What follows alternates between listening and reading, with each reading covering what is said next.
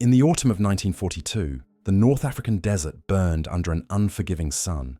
Between the golden dunes and endless horizons, one man's reputation stood like a mirage: Field Marshal Erwin Rommel, known across both enemy and ally lines as the Desert Fox. His tactical brilliance had turned the German Afrika Korps into a ghostly force, striking with speed, precision, and deception. Yet behind the iron discipline and daring maneuvers, a more complex story was unfolding, one that Rommel himself began to record in secret within the pages of a private journal. October 1942. The Second Battle of El Alamein was about to begin.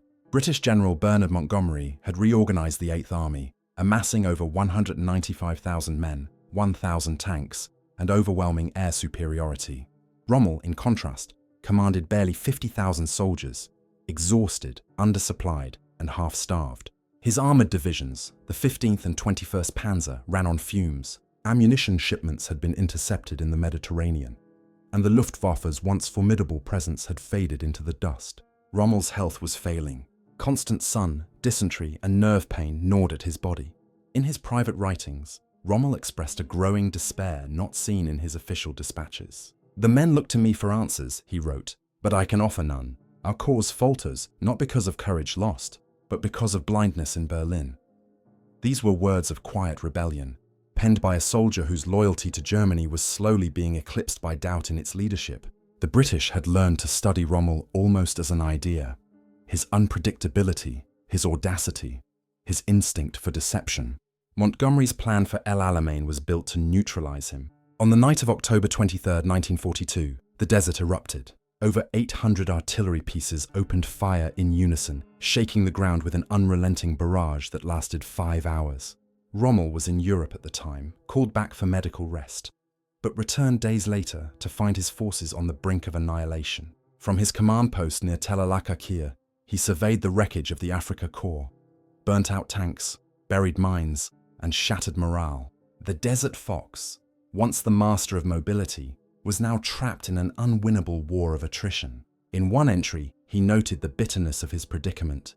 "I command ghosts. We are surrounded by a storm of iron, but I am told to fight on. I fight not for victory now, but for my men's survival." As Rommel ordered a desperate withdrawal westward, Allied intercepts began to capture traces of his private transmissions. The British Ultra program at Bletchley Park, using decoded Enigma messages, noticed subtle changes in Rommel's tone, less defiant, more fatalistic. Intelligence officers in Cairo speculated whether Rommel was beginning to distance himself from Hitler's grand design.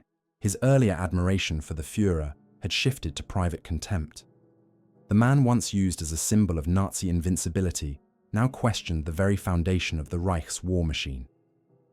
Among British officers, Rommel's image began to change.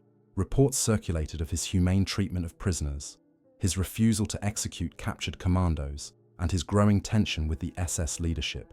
"He is no fanatic," one intelligence note from MI6 observed. "He is a soldier, bound to a cause he no longer believes in."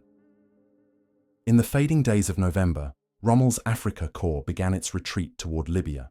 The once proud Panzer Army Africa was now a shadow force, its vehicles breaking down, its soldiers scavenging water from shell craters.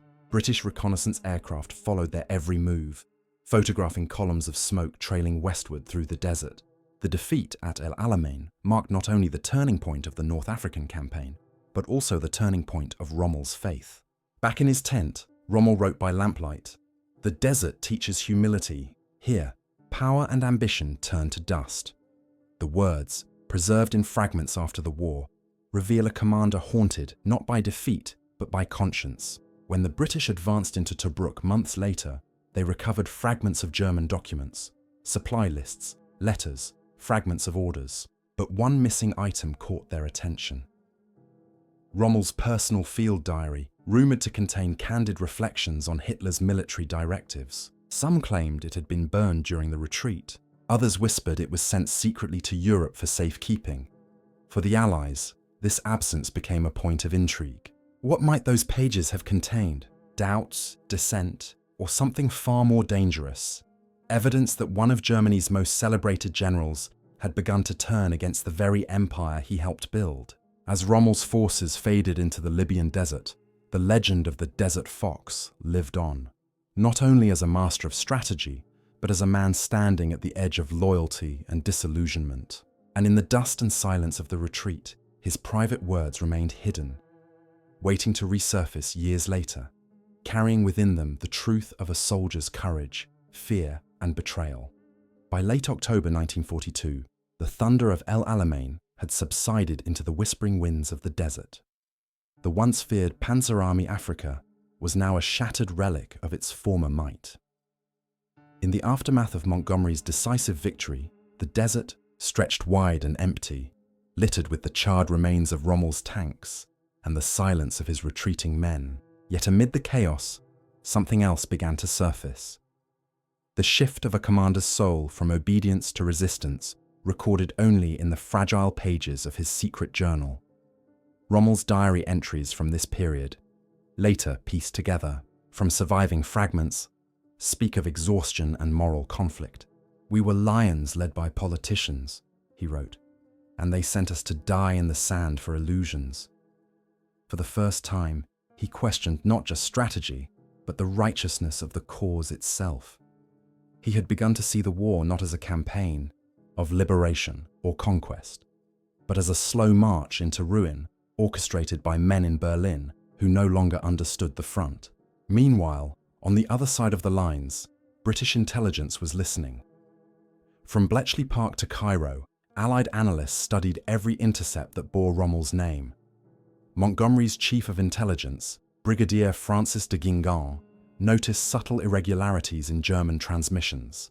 Rommel's tone was measured, stripped of the fiery rhetoric that once characterized his orders. "Rommel is changing," one report read. "His language is cautious, his references to the Führer noticeably absent." The British Eighth Army, emboldened by victory, pushed westward into Libya. Rommel's troops, the 21st Panzer Division, and remnants of the Italian Ariete and Littorio divisions, fell back toward Tripoli, their retreat covered by makeshift defences and dwindling supplies. British air power harassed them constantly. Hurricanes and Kittyhawks strafed convoys. The desert sky, once Rommel's ally, had turned against him. During this period, Rommel confided his growing despair to his wife Lucy through carefully coded letters. One surviving message, dated November 18, 1942, read simply, "The desert has changed me, as I see the futility of this struggle, but still, I must command, for my men, if not for Berlin." His tone was tender, human, and burdened. To his soldiers, he remained the fearless desert fox. To his closest circle, he was now a man questioning the empire he served. In Cairo, MI6 analysts debated whether Rommel might eventually turn against Hitler. Reports from captured German officers hinted at his frustration with Berlin's interference. One prisoner from the 15th Panzer Division told his British interrogators, "The Field Marshal believes Hitler has lost touch with reality. He says Germany fights not for survival, but for the pride of one man." The statement was quietly filed, but it lingered in the minds of Allied intelligence officers. Could Rommel be the first crack in Hitler's military machine? Back at his forward headquarters in Tunisia, Rommel dictated messages to his staff with his usual precision. But his notebooks told another story, one of creeping futility and moral exhaustion. "I have seen the courage of my men, and it is not enough," he wrote. "We fight without purpose. The orders from Berlin grow more desperate, more detached from reality."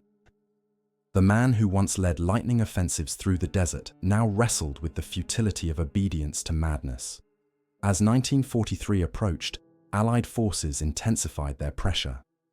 Operation Torch had landed Anglo-American troops in Algeria and Morocco, cutting off Rommel's retreat.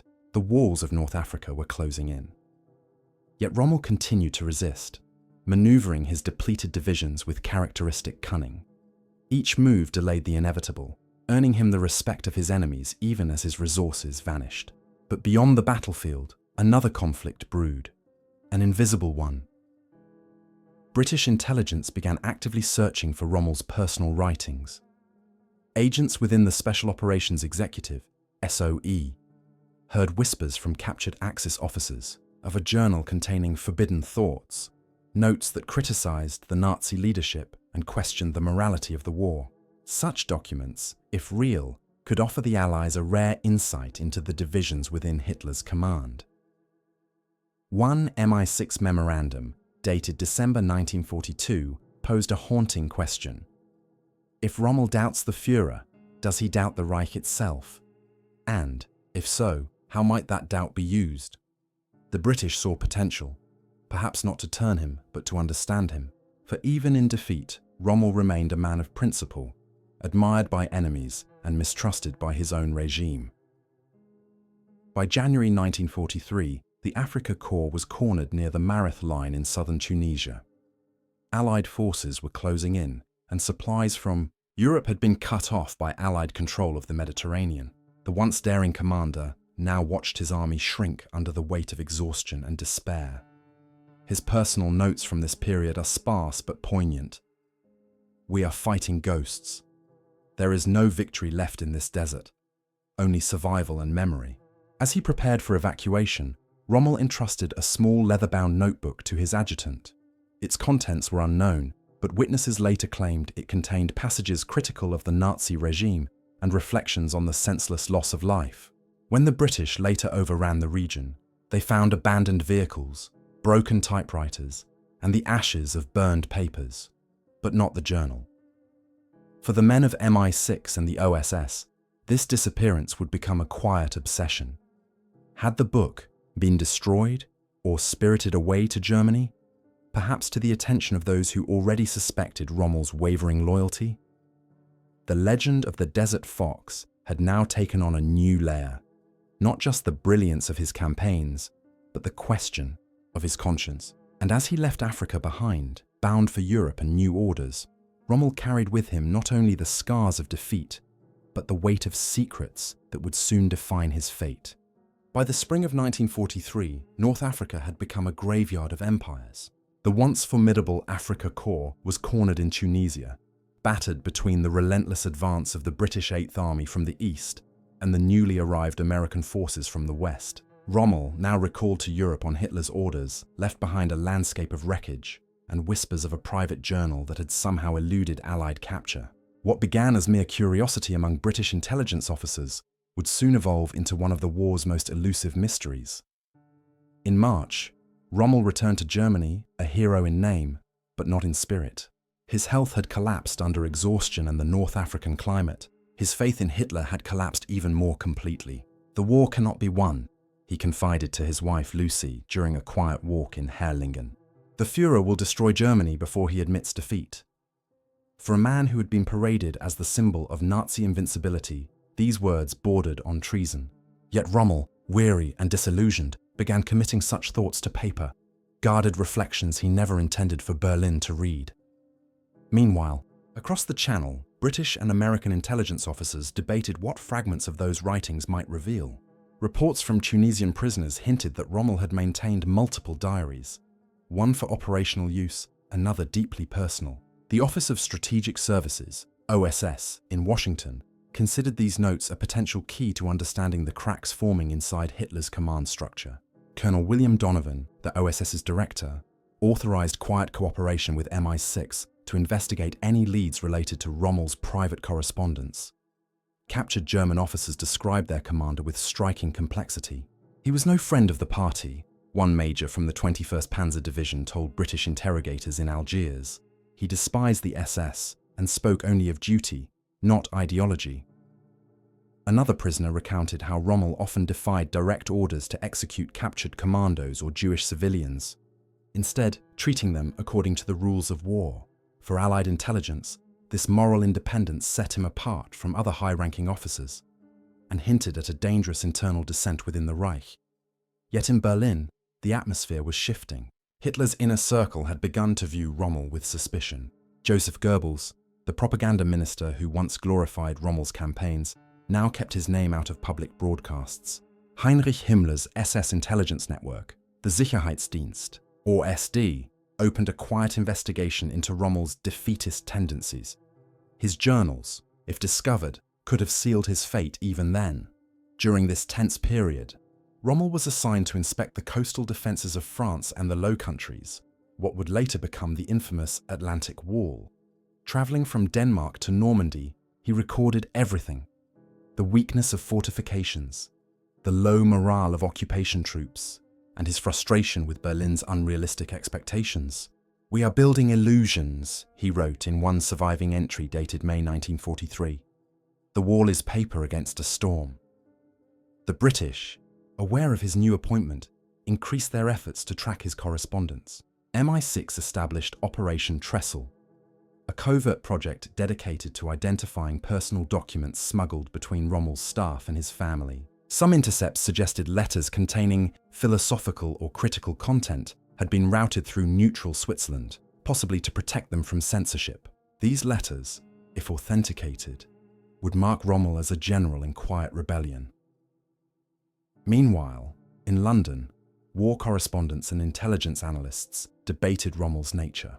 Was he an opportunist, a loyal soldier, or a man preparing to distance himself from a doomed cause? A memorandum from British historian and intelligence consultant Basil Liddell Hart noted, "Rommel is a soldier of conscience trapped in the machine of totalitarianism. His tragedy is not that he followed orders, but that he began to understand them too late." As 1943 drew to a close, the OSS in Algiers intercepted fragments of a coded German dispatch from occupied France. It referenced private papers to be delivered to Herr Karl in Stuttgart. The name was unknown, but the content was suggestive. American analysts speculated the message referred to the transfer of Rommel's journals from North Africa to Germany via civilian intermediaries, perhaps to hide them from the Reich's military censors. Unfortunately, the papers never surfaced, and the courier named Karl vanished without a trace during an air raid on Munich later that year. Still, rumours persisted. Allied agents in Lisbon reported seeing a briefcase of German documents exchanged between Wehrmacht officers and Swiss diplomats, allegedly containing personal notes of a senior field marshal. The British followed every lead, but confirmation remained elusive. Rommel, for his part, avoided any open defiance. To his peers, he remained the disciplined soldier. To those who read between his lines, he was becoming a man divided.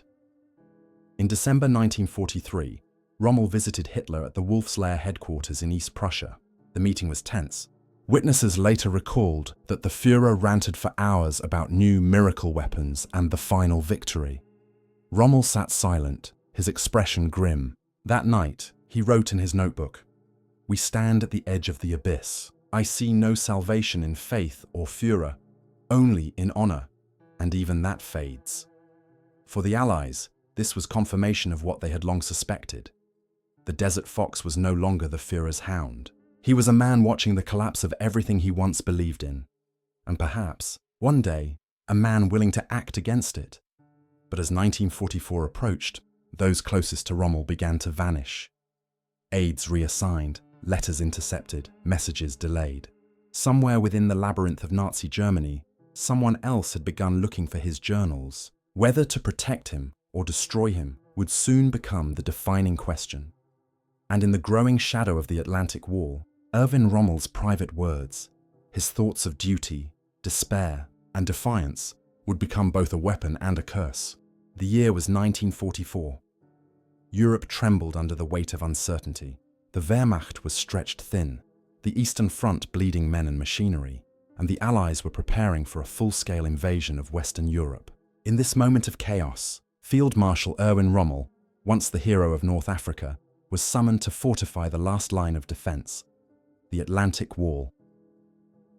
From the windswept dunes of Normandy to the cliffs of Pas-de-Calais, Rommel's inspection tours revealed a grim reality. The so-called impregnable barrier was riddled with flaws, unfinished bunkers, rusted artillery, undertrained troops, and weak coastal defenses. "We are building illusions," he noted in his diary that spring, echoing words he had written a year earlier. Hitler believes these walls will hold back the sea itself, but they will not stop what is coming. The tone was unmistakable. A commander trapped between duty and foresight, loyalty and reason. Rommel's methods were meticulous. He ordered massive fields of anti-tank obstacles, Rommel's asparagus, as Allied pilots later called them, to be planted along beaches and meadows. He reinforced coastal batteries, deployed mines by the millions, and insisted that armored divisions be stationed close to the coast to repel an invasion immediately upon landing. But Berlin disagreed. Hitler, supported by the OKW High Command, insisted that panzer divisions remain inland under his direct control. The delay, Rommel argued, would doom the defense. In a private letter to his wife, Lucy, dated April 22, 1944, Rommel confessed, "I no longer fight for victory. I fight for time. Time for Germany to awaken before it is consumed." These letters, preserved in fragments, show the growing tension between Rommel's professional duty and moral awakening. To some within the Wehrmacht, these sentiments made him dangerously sympathetic to the conspirators plotting against Hitler. To others, they were the reflections of a soldier burdened by truth. While Rommel labored along the Atlantic coast, Allied intelligence continued its quiet hunt for his missing writings. The OSS office in London received reports from resistance operatives in France who claimed that Rommel keeps 2 notebooks, one of orders, one of thoughts. Though unverified, the report stirred new interest in the British War Office. Analysts speculated that these notes might contain not only tactical insights, but evidence of dissent within Hitler's most celebrated commander. In May 1944, Rommel toured Normandy once more. He met with General Friedrich Dollmann of the 7th Army and inspected defences near Caen, Saint-Lô, and the Cotentin Peninsula. Everywhere he went, he found weakness, incomplete trenches, untested units, and dwindling supplies. "If they land here," he told Dollmann grimly, "we will not stop them, but perhaps we can make them bleed enough to force reason in." Berlin. His words were recorded by a staff officer and later cited in post-war interrogations, a rare moment when Rommel openly acknowledged defeat as inevitable. Back in Germany, however, the Gestapo's surveillance tightened. Reports had reached Berlin that Rommel's staff had been seen burning papers and smuggling small packages through courier channels towards Switzerland. Himmler's SD intelligence suspected that these contained personal correspondence, and possibly the long-rumoured private journals. Although no direct evidence surfaced, Hitler's paranoia had been ignited. He admired Rommel's reputation among both Germans and enemies alike, but feared his independence. By June, the Allies were ready. Operation Overlord, D-Day, was imminent. On June 5th, Rommel left Normandy briefly to visit his family in Herrlingen. The next morning, June 6, 1944, the invasion began. When the news reached him, he rushed back to his headquarters, his car racing through chaos and bomb-cratered roads. What he found confirmed his darkest expectations. Despite his warnings, panzer divisions remained immobilized, awaiting Hitler's personal orders. The beaches of Normandy, Utah, Omaha, Gold, Juno, and Sword became killing grounds, not for the Allies, but for the illusion of German invincibility. In the following days, Rommel recorded his despair. "The end has begun," he wrote. "Our leaders have lost reason. I will fight only to save lives, not to prolong the inevitable." This entry, later retrieved from the remnants of his personal notebooks, would never have survived had it not been secretly copied by his aide, Captain Helmuth Lang. Lang would later testify that Rommel intended to confront Hitler directly, to urge him to negotiate peace before Germany's total collapse. Yet Rommel was not alone in his quiet rebellion. Within the German officer corps, an underground network was forming. The July 20th conspirators, led by Colonel Klaus von Stauffenberg, were preparing to assassinate Hitler. Some among them saw Rommel as a potential figurehead for a post-Nazi Germany. His popularity among the German people and his reputation for integrity made him an ideal candidate to lead after Hitler's removal. However, there was a problem.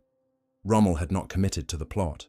He was aware of it, sympathetic perhaps, but unwilling to endorse assassination. "We must remove him," he allegedly told his chief of staff, "but through reason, not murder." Nevertheless, by midsummer, Rommel's name appeared in Gestapo whispers. His contact with certain officers implicated in the plot, men like General Hans Speidel, made him a suspect by association. Meanwhile, his continued criticism of Hitler's conduct in France was being quietly documented by informants within his own headquarters. The final diary entries from July 1944 are brief, almost prophetic. "There are truths I cannot speak and duties I cannot ignore. If this is treason, then it is born of love for my country." These words, written less than 2 weeks before the assassination attempt on Hitler, would later be cited as proof of his moral struggle.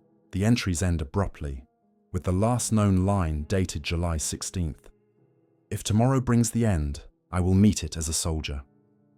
When the bomb exploded at the Wolf's Lair on July 20th, Rommel was in France, unaware of the attempt's failure. Within days, the Gestapo's net began to close.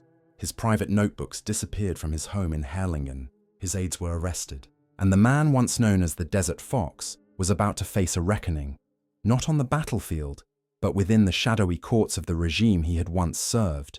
The entries would never be found in full.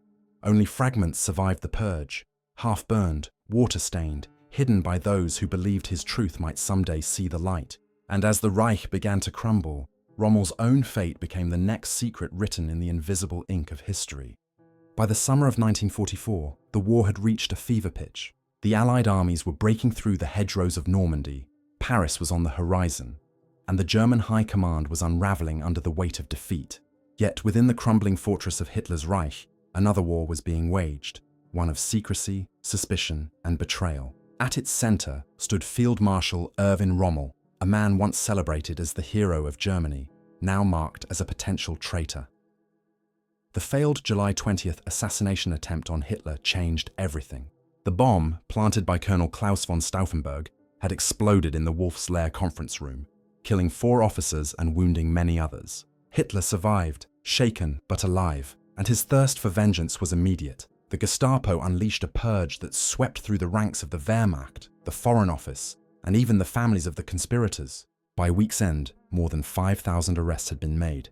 Hangings followed in Plötzensee prison. Those who had once whispered doubts about Hitler were now silenced with wire nooses and piano string. Rommel, though not directly involved in the plot, was soon implicated through association. His chief of staff, General Hans Speidel, had been in contact with the conspirators and had even suggested that Rommel might support a new government if Hitler were removed. Evidence was circumstantial, but for the Gestapo, it was enough. On August 27, 1944, an order was issued for Rommel's communications to be monitored. Reports began flooding into Berlin. Accounts from officers claiming Rommel had spoken against the Führer, that he had questioned the regime's purpose, and most damningly, that he had kept private writings criticizing Nazi policy. By September, the circle was tightening. Hitler himself was torn between reverence for Rommel's legend and paranoia over his loyalty. Rommel is a national hero, Goebbels argued. His death must serve us, not destroy us. Thus, a plan was formed, not for arrest, but for erasure. The SS would eliminate Rommel quietly, under the guise of honor. Meanwhile, in Herlingen, Rommel was recovering from a severe head injury, sustained in an Allied air attack on July 17th. His home had become both refuge and prison. The walls were lined with maps and correspondence, but one thing was missing: his journals. They had vanished in the weeks following the failed coup, taken perhaps by the Gestapo, or hidden by those who feared what their words could reveal. His wife, Lucy, later recalled that her husband had grown restless, pacing at night, muttering, "It's all gone," everything that told the truth. On October 14, 1944, a dark car arrived at the Rommel residence. Inside were 2 generals from Berlin, Wilhelm Burgdorf and Ernst Meisel, emissaries of Hitler. They came bearing a choice that was no choice at all. Burgdorf delivered the words calmly, almost rehearsed. "Field Marshal, the Führer has determined that you have betrayed him. Evidence suggests your participation in the conspiracy. The people still love you. For this reason, the Führer offers you an alternative: to end your life quietly, in exchange for the safety of your family." Lucy Rommel later recounted the moment in a whisper. He stood there in silence. Then he nodded once and said, "In 10 minutes." Outside, the autumn wind rustled the leaves as Rommel put on his brown Africa Corps tunic. No medals, no insignia, only the faint trace of dust from campaigns long past. Before stepping out the door, he told his teenage son, Manfred, "My boy, I have served my country loyally. I must now obey my own conscience. We will see each other again soon." Rommel entered the car with Burgdorf and Meisel. It drove a short distance from Herlingen to a quiet clearing near the edge of the woods. There, they offered him a cyanide capsule. Witnesses later reported no struggle, no hesitation. Rommel raised his hand once, swallowed the poison, and fell without a word. At 12:15 p.m., the Desert Fox was dead. The official cause, announced that evening by Berlin radio, was a fatal heart attack sustained while recovering from his wounds. The Nazi regime organized a full-state funeral. Hitler ordered Rommel's coffin draped in the flag of the Reich and his name exalted as a fallen hero. Crowds lined the streets of Ulm as soldiers marched in solemn formation. Unaware that their idol had been executed by his own government, Goebbels personally supervised the propaganda effort, ensuring that the truth, the offer of suicide, the coerced confession, the missing journals would never reach the public. But the secrecy did not hold forever. After the war, testimonies from Rommel's aides and family revealed the details of his final hours. In 1945, British intelligence officers uncovered transcripts from Gestapo files mentioning confiscated materials of Field Marshal Rommel and personal writings containing politically unsuitable content. The documents themselves, however, were never recovered. Some speculated they had been destroyed with SS archives in Berlin. Others believed fragments had been smuggled out through Switzerland, perhaps into Allied hands.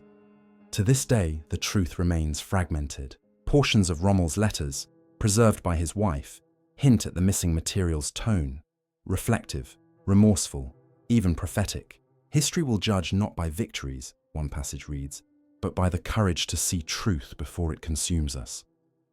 The mystery of Rommel's private journals, the very writings that may have condemned him, continues to haunt historians.